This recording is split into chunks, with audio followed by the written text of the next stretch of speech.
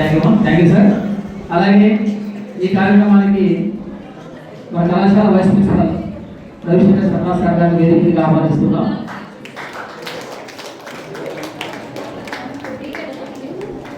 అలాగే ఈ కార్యక్రమానికి కర్తా కర్మాశ్రయ నిర్వహిస్తున్నటువంటి women empowerment cell coordinator Shrimati Vanishree madam గారిని వేదికగా ఆహ్వానిస్తున్నాం.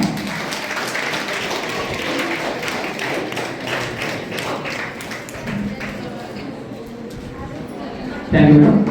అలాగే ఇక్కడ మీరు చేసిన మహిళా అధ్యాపకులు అందరినీ కూడా వేదిక మీదకి రావాలని ఆహ్వానిస్తున్నాం. అదే వేదిక మీదకి రావాల్సిందిగా తెలియజేస్తున్నాం. మేడం అందరినీ కూడా వేదిక మీదకి రావాలని ఆహ్వానిస్తున్నాం. Welcome madam.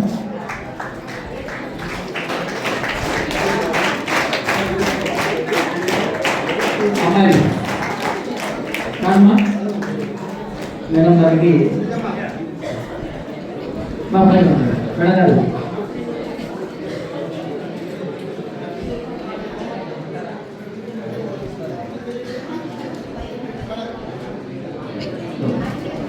సో ఈ కార్యక్రమం ఉద్దేశించి మాట్లాడవలసిందిగా మన ప్రిన్సిపాల్ గారిని రిక్వెస్ట్ చేస్తున్నాం.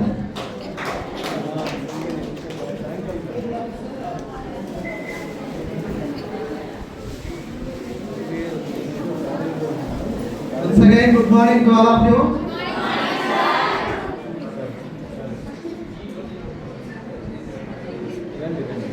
వేదికను అలంకరించినటువంటి women power of the SKP, మన ఎస్కేపీ కళాశాల ఉమెన్ పవర్ అంతా కూడా ఇక్కడ ఉన్నారు. అందరికీ కూడా ప్రత్యేకమైనటువంటి అభినందనలు తెలియజేసుకుంటూ, ప్లీజ్ అందరూ సైలెన్స్ ఉన్నారమ్మా, కూర్చోండి. అధ్యాపక బృందానికి, అధ్యాపకేతర సిబ్బందికి మరొకసారి నమస్సుమాంజలు తెలియజేసుకుంటూ, విద్యార్థులకు ఆశీస్సులు. మరి ఈరోజు రాష్ట్ర ప్రభుత్వ ఆదేశాల మేరకు మన కమిషనర్ గారి యొక్క ఆదేశాల ప్రకారం మనము ఈ కార్యక్రమాన్ని జరుపుకోవాల్సినటువంటి పరిస్థితి. మరి ముఖ్యంగా సావిత్రిబాయి పూలే గారి జయంతి సందర్భంగా జనవరి 3వ తారీఖును మనము ఈ కార్యక్రమాన్ని నిర్వహించుకోవడం మన ఆనవాయితీ. ఈ కార్యక్రమానికి వేదికను అలంకరించినటువంటి women empowerment cell coordinator Shrimati Vanisri గారికి, అలాగే డాక్టర్ భవానీ గారికి, అలాగే మన ఇంగ్లీష్ డిపార్ట్మెంట్ మేడం అరుణజ్యోతి గారికి, శ్రీమతి అరుణజ్యోతి గారికి, అలాగే బాటనీ లెక్చరర్ వనిజ గారికి, అలాగే పొలిటికల్ సైన్స్ దేవి చైతన్య గారికి, అలాగే తెలుగు అధ్యాపకురాలు వనజమ్మ గారికి ప్రత్యేకమైనటువంటి అభినందనలు తెలియజేసుకుంటూ, మరి ఈరోజు మహిళా టీచర్ల అందరినీ కూడా గౌరవించుకోవడం మన యొక్క ధర్మం. మరి ముఖ్యంగా సావిత్రిబాయి పూలే గారి జయంతి సందర్భంగా మనము నేషనల్ ఉమెన్ టీచర్స్ డే అని ప్రభుత్వమే ఏర్పాటు చేసినటువంటి ఒక ప్రత్యేకమైనటువంటి శుభదినం నేషనల్ ఉమెన్ టీచర్స్ డే. ఎవరి గౌరవార్థము? Savitribai Phule గౌరవార్థము national women teachers day అని జరుపుకుంటున్నాం. September 5th is the common teachers day, అవునా? October 5th is the world teachers day. So అవి కామన్గా ఉన్నాయి. సో ఇది ప్రత్యేకంగా ఉమెన్ టీచర్స్ని గౌరవించుకోవడానికి ఈ ప్రత్యేకమైనటువంటి సందర్భం. మరి జ్యోతిరావు పూలే యొక్క శ్రీమతి గారు అయినటువంటి సావిత్రిబాయి పూలే గారి యొక్క వారి యొక్క జీవిత విశేషాలను మీరందరూ కూడా తెలుసుకోవాల్సినటువంటి ఆవశ్యకత ఎంతైనా ఉంది. మరి సావిత్రిబాయి పూలే గారు 1831లో ఆమె జన్మించడం జరిగింది. సుమారుగా 66 సంవత్సరాలు జీవించి తర్వాత మరణం పొందడం జరిగిందండి. సరే, ముఖ్యంగా ఆ 200 సంవత్సరాల క్రితం, అవునా, దాదాపుగా 200 సంవత్సరాల క్రితం మన పరిస్థితులు ఎలా ఉన్నాయి, మన భారతదేశ పరిస్థితులు, సంస్కృతి, సాంప్రదాయాలు ఎలా ఉన్నాయి అనేది మనం ఒకసారి ఆలోచన చేసినట్లయితే, గతంలో అమ్మాయిలకు, స్త్రీలకు ముఖ్యంగా చదువు అనేది అనుకూలంగా ఉండేది కాదు.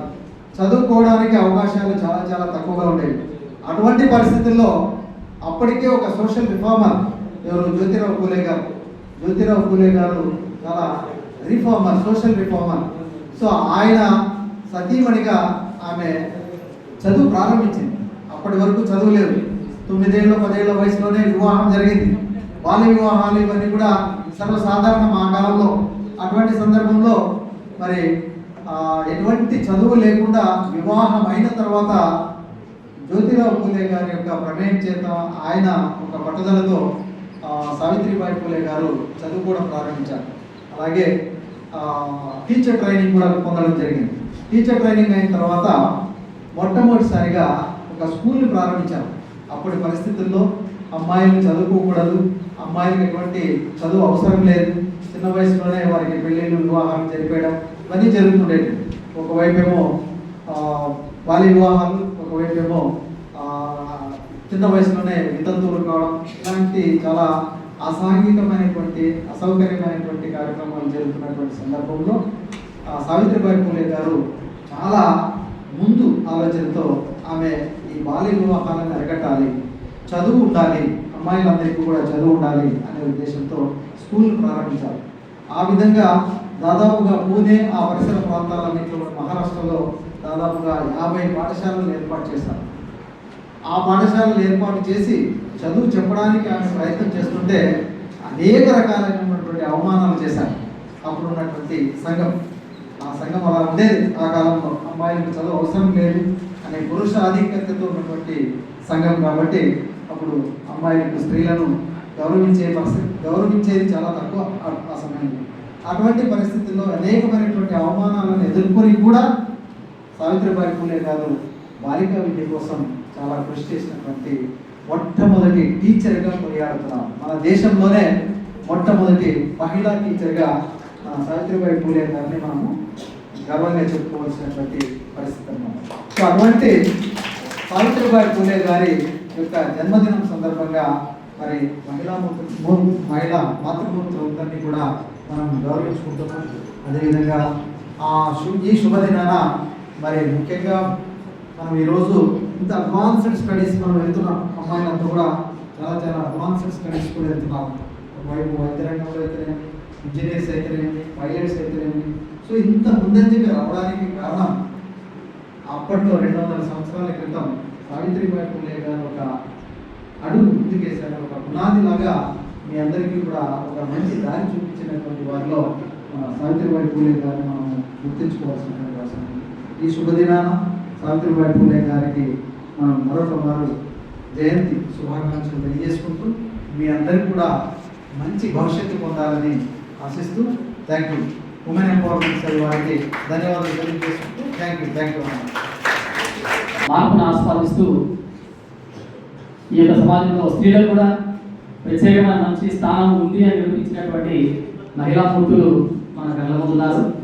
వాళ్ళనే ఆలోచనగా తీసుకొని మీరు కూడా భవిష్యత్తులో ఉన్నత స్థిరాలు అందించాలని ప్రిన్సిపాల్ సార్ గారి సందేశం. Thank you sir. అలాగే ఈ కార్యక్రమంలో తీసి మాట్లాడాల్సిందిగా తెలుగు అధ్యాపకులు మంజా మేడం గారిని రిక్వెస్ట్ చేస్తున్నాం.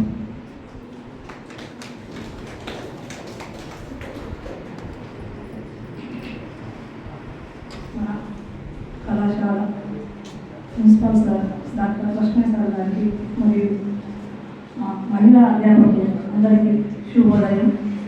మా యొక్క బంగారు విద్యార్థులకు ఆశిస్తున్నాం. ఈరోజు మన భరతమాత ముద్దు బిడ్డ, మహారాష్ట్ర బిడ్డ అయినటువంటి సావిత్రిబాయి పూలే ఆమె యొక్క జన్మదినాన్ని భారత జాతీయ ఉపాధ్యాయ దినోత్సవం మనం జరుపుకుంటున్నాం. మరి ఆమె అధ్యాపకురాలుగా కావడానికి సులభంగా రాలేదు. మరి జీవితంలో సమాజంలో అనేక కష్టాలు, నష్టాలు, అవమానాలు ఎదుర్కొన్నారు.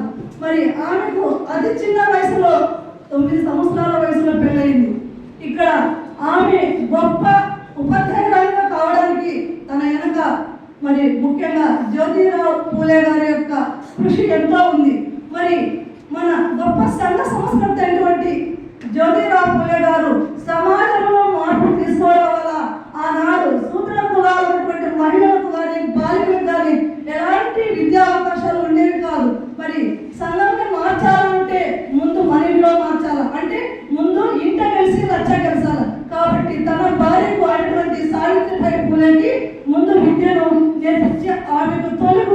తొలి గురువుగా అయ్యారు. మరి ఆమె నేర్చుకున్న తర్వాత ఇద్దరు కలిసి ఆ పుణ్య దంపతులు 1848లో పూణేలో బాలికల పాఠశాలను ఏర్పాటు చేశారు. మరి ఆమె పాఠశాలకు వెళ్తూ ఉంటే సమాజం జీర్ణించుకోలేకపోయింది. అక్కడ కూడా ఈ యొక్క అట్టడుగు వర్గాల వారు విద్యను అభ్యసిస్తే సమాజంలో మరి ఇబ్బందులు ఉంటాయి, అక్కడ కులాల వారికి వ్యవస్థలో ముందు ఇబ్బందులు ఉంటాయని చెప్పేసి సమాజాన్ని అడగబడాలనే ఉద్దేశంతో మరి ఆమె పాఠశాలకు వెళ్తూ ఉంటే మరి రాగడించడము, మరి అనరాని మాటలను బాధ పెట్టడము, బురదలు చల్లడము, ఈ విధంగా అనేక ఇబ్బందులు గురి చేశారు. అయినప్పటికీ కూడా అన్ని కష్టాలు, బాధలు, దుఃఖాలని జీవించుకొని ఆమె పాఠశాలకు వెళ్ళేటప్పుడు ఒక చీరను దారిలో పెట్టుకోపోయేది. ఎందుకంటే ఖచ్చితంగా రోజు ఎవరెవరు ఏదో విధంగా ఆమె ఇబ్బంది పెట్టేవాడు. మరి పాఠశాల పూర్తయిన తర్వాత మరి డ్రెస్ చేంజ్ చేసుకుని మరలా ఇంటికి వచ్చేది. చాలా మంది అడిగారు, ఎందుకమ్మా ఇన్ని బాధలు పడుతుంది, నీకు అవసరమా అని. మరి నేను తప్పు చేయడం లేదు, నా విధి ధర్మాన్ని నేను సక్రమంగా నిర్వహిస్తున్నాను, అంతేగాని నేను ఏ తప్పు చేయడం లేదని చెప్పేసి మరి సమాజానికి దీటుగా మరి ఆమె బాలికలు చదువుకోవాలా, సమాజంలో వారు కూడా ఉన్నత స్థానానికి రావాలని. ఈ రోజు మేము ఇంతమంది ఒక విద్యారంగమే కాదు, ప్రపంచంలో ఉన్న అన్ని రంగాలలో స్త్రీలు ముందుంటున్నారంటే ఆ రోజు ఆ యొక్క పూణే గారు దంపతులు చేసినటువంటి కృషి, వారు చేసినటువంటి గొప్ప సంఘ సంస్థలే. అంతేకాకుండా మరి అగ్ర కులాల వారి వీళ్ళని వెలివేశారు, ఈ దంపతుల్ని సమాజం నుండి వెలివేశారు. 1892లో మన పూణే గారు చనిపోతే ఆయన దాన సంస్కారాలు చేయడానికి కానీ ఆయన యొక్క శవానికి చితికి నింపబడడానికి ఎవరు కూడా కొలస్తలు ముందుకు రాలేదు. అలాంటి సమయంలో మరి మన సావిత్రిబాయి పూలే గారే తన భర్తకు తన చితికి తానే నింపబెట్టింది. అంటే అంతకుముందు స్త్రీలు అలాంటి కార్యక్రమాల్లో రాణించేవాళ్ళు కాదు. మరి అలాంటి మరి అంత బాధలు ఉన్నప్పటికీ కూడా తన భర్తకు తానే చితి పెట్టింది. అంటే అప్పుడు ఈమె భారతదేశంలో భర్తకు చితి పెట్టినటువంటి మొట్టమొదటి స్త్రీగా చరిత్ర నిలిచిపోయింది.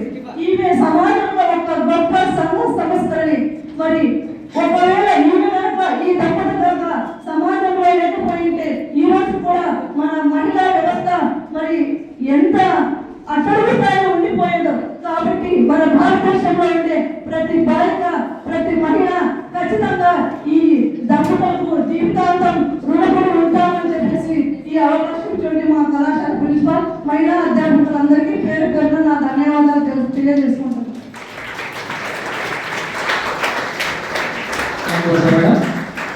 అలాగే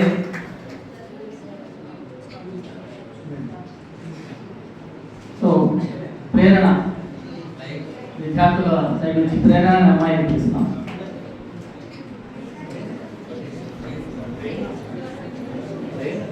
మిమ్మల్ని ప్రేరణ కలిగించడానికి ప్రేరణ ప్రసంగిస్తారు.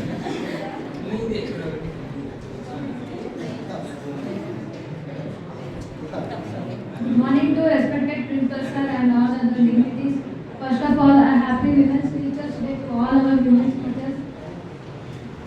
ముందుగా మనం ఈరోజు మాట్లాడుతున్నది సావిత్రిబాయి పూలే గారి గురించి. ఆమె ఫస్ట్ ఒక ఇలిటరేట్, అసలు చదువు రాదు.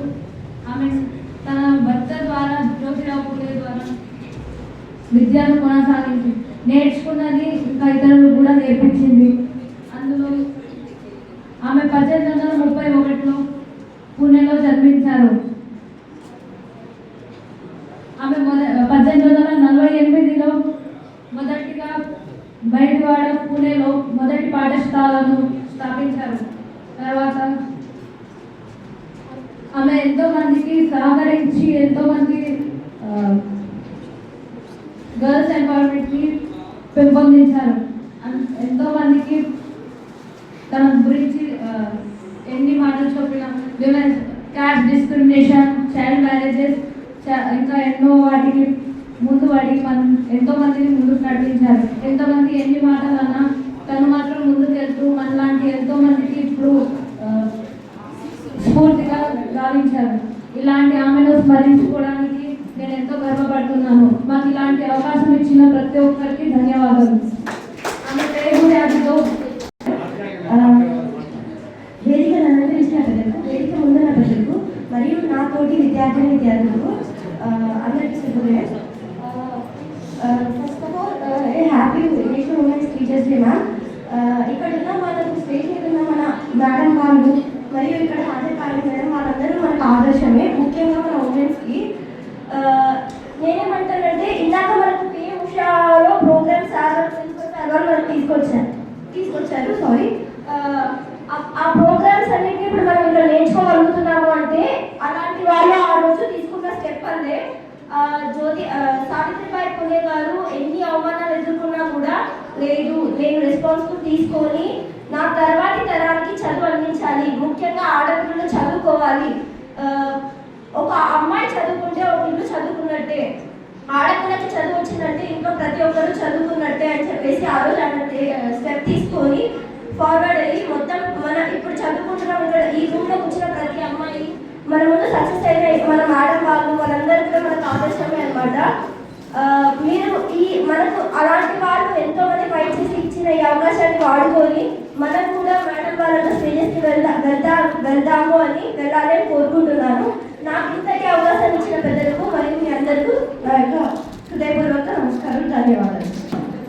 సో అలాగే మన కళాశాలలో నిర్వహిస్తున్నటువంటి మహిళలందరికీ కూడా చిరు సత్కారం కళాశాల తరఫున స్వీకరించాల్సిందిగా రిక్వెస్ట్ చేస్తున్నాం. అమ్మాయి వేదిక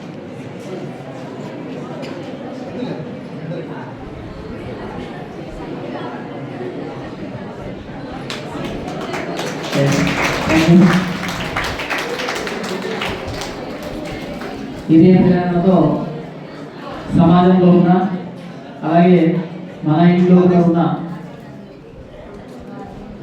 స్త్రీలను కూడా గౌరవప్రదంగా చూడాలనేటువంటిది ఈ యొక్క మీటింగ్ యొక్క సందేశం. మహిళల్ని గౌరవించడం.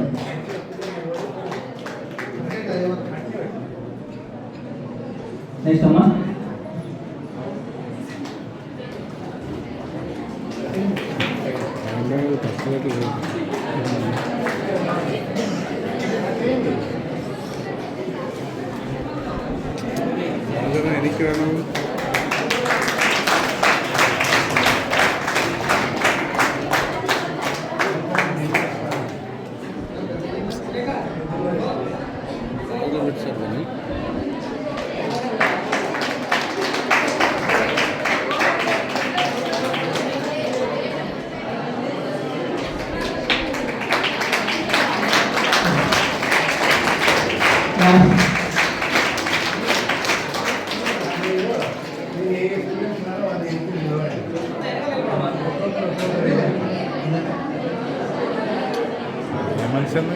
చెప్తే నేను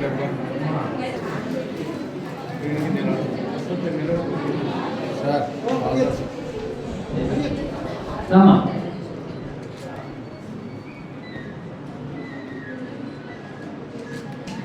సో ఈ కార్యక్రమాన్ని ఇంత పెద్ద ఎత్తున నిర్వహించినందుకు ఉమెన్ ఎంపవర్మెంట్ సెల్ కోఆర్డినేటర్ వారికి ధన్యవాదాలు తెలియజేస్తున్నాం.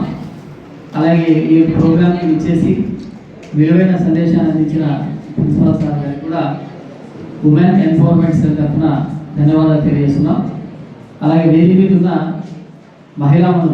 మహిళా అధ్యాపకులందరికీ కూడా పేరు పేరున ధన్యవాదాలు తెలియజేస్తున్నాం సార్.